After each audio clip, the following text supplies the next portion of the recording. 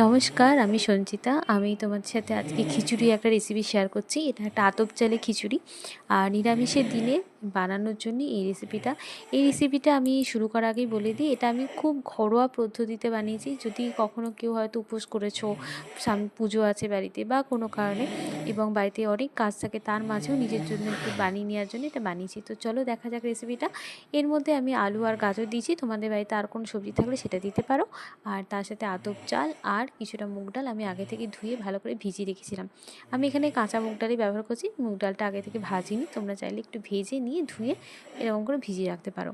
তো একটা হাঁড়ি চাপিয়ে দিলাম গ্যাসের মধ্যে, এবং গ্যাসটা অন করে হাঁড়িটা কিছুক্ষণ গরম হয়ে গেলে জল দিয়ে দেবো। যেহেতু এটা আতপ চালে খিচুড়ি, সেহেতু জলটা কিন্তু কমই দেবে, চালের থেকে একটুখানি বেশি দেবে, বেশি দেওয়ার দরকার নেই। আর যেন তাড়াতাড়ি জলটা ফুটে যায়, তার জন্য আমি একটুখানি ইয়ে দিয়ে দিলাম, নুন দিয়ে দিলাম। নুন দিয়ে দিলে তাড়াতাড়ি ফুটে যায়। তো এবারে এটা আমি চাপা দিয়ে গরম হতে রেখে দেবো। আর আমার রেসিপিগুলো কেমন লাগে আমাকে কিন্তু অবশ্যই জানাবে। তো যাই হোক, জলটা ফুটে গিয়েছিলো। এবারে এটার মধ্যে আমি এক এক করে সব কিছু মিশিয়ে দেবো। আমার ভিডিওগুলো ভালো লাগলে তোমরা অবশ্যই লাইক করো, শেয়ার করো, আমাকে কমেন্টে জানিও কেমন লাগছে। তাহলে আমারও খুব ভালো লাগবে যে তোমরা আমার ভিডিওগুলো যে দেখছো সেটা তোমাদের কেমন লাগছে আমার জানাটা তো দরকার। তো সেটাই। আর যাই হোক, তো এবারে আমি চালটাকে ধুয়ে রেখেছিলাম, যে চালটা, সেই চালটা এখানে মিশিয়ে দেবো। আমি এখানে গোবিন্দভোগ চাল ইউজ করেছি, তোমরা যে কোনো চাল ব্যবহার করতে পারো। আর এই রেসিপিটা এতটাই সুন্দর, এটা যদি বাড়িতে কারো বাচ্চা থাকে না, তাদেরও খাওয়াতে পারবে। এরপর আমি ডালটা মিশিয়ে দেবো, কারণ এর মধ্যে আমি কোনো বিশেষ মশলা ব্যবহার করিনি। তোমরা রেসিপিটা একবার দেখো, তোমাদেরও আমার মনে হয় ভালো লাগবে। আর আমি যেভাবে বানিয়েছি, আমি নিজে খেয়েছি, খেয়ে প্রচণ্ড ভালো লেগেছিলো বলেই শেয়ার করেছি। তো তোমরা আমার প্রতি একটু ভরসা করে এই রেসিপিটা বাড়িতে বানিও, তোমাদেরও নিশ্চয়ই ভালো লাগবে। তো যাই হোক, ডালটা চালটা একটু নাড়াচাড়া করে দিলাম। তো তারপরে এটাকে আমি কিছুক্ষণ ঢাকা দিয়ে রেখে দেবো। আর আঁচটা এই সময় অবশ্যই মিডিয়াম টু হাই রাখবে। আর এর মধ্যে আমি কিছু ওই সবজিগুলো মিশিয়ে দিলাম, আলু আর গাজর। তোমাদের কাছে বিনস থাকলে বিনস দিতে পারো, ক্যাপসিকাম দিতে পারো, গাজর যদি বরবটি থাকে সেটা দিতে পারো, খুব ভালো লাগে বিভিন্ন রকম সবজি। আর শীতকালে তো বলারই নেই, শীতকালে তো আরও অনেক সবজি পাওয়া যায়।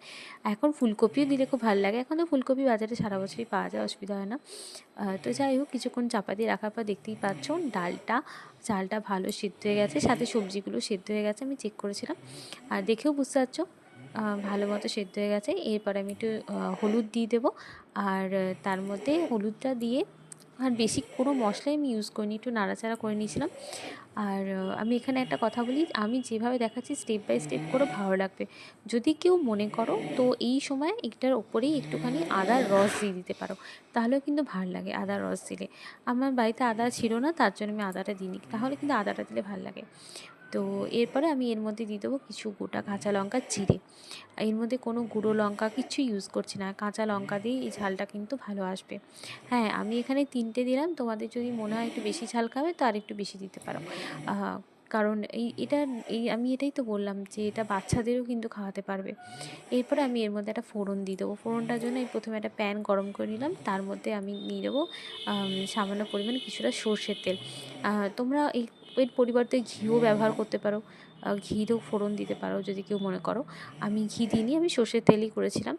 তো সর্ষের তেলটা ভালো করে গরম হয়ে গেলে এর মধ্যে একটু জিরে দিয়ে দেবো, গোটা জিরে, যেটা বাড়িতে আমরা ব্যবহার করে থাকি রান্নাতে, সেই জিরেটা। আর তার সাথে দিয়ে দেবো কয়েকটা শুকনো লঙ্কা। আমি এখানে শুকনো লঙ্কাগুলো গোটা গোটা শুকনো লঙ্কাই দেখো ব্যবহার করেছি, তোমরা চাইলে ফাটিয়েও দিতে পারো, তাতেও গন্ধটা ভালোই আসে, খারাপ লাগে না। তার সাথে দেবো কয়েকটা তেজপাতা। তেজপাতা আর শুকনো লঙ্কা ও জিরেগুলো ভালো করে ভাজা হয়ে গেলে, যখন একটা ভালো গন্ধ চলে আসবে, তখন হাঁড়ির ঢাকাটা খুলে এটাকে মিশিয়ে দেবে। মিশিয়ে দিয়ে অবশ্যই কিন্তু 2-3 মিনিট বন্ধ করে রেখে দেবে হাঁড়ির ঢাকাটা, তাহলে ফোড়নটা ভালো করে মিশে যায়। আর খুলে রাখলে না গন্ধটার স্মেলটা বেরিয়ে যায়। আমি ভিডিও করছিলাম তো তার জন্য আমাকে খুলেই রাখতে হয়েছিল, কিন্তু তোমরা বন্ধ করে রাখবে। তারপরে ভালো করে নাড়িয়ে চাড়িয়ে নিলাম। এই সময় কিন্তু আমি গ্যাসটা অফ রেখেছিলাম। তোমরাও চাইলে অফ রাখতে পারো, কারণ এই সময় না কিছুটা একটু ধরে যাওয়ার সম্ভাবনা থাকে। তো এরপরে একটু ঘি মিশিয়ে করে নিচ্ছি।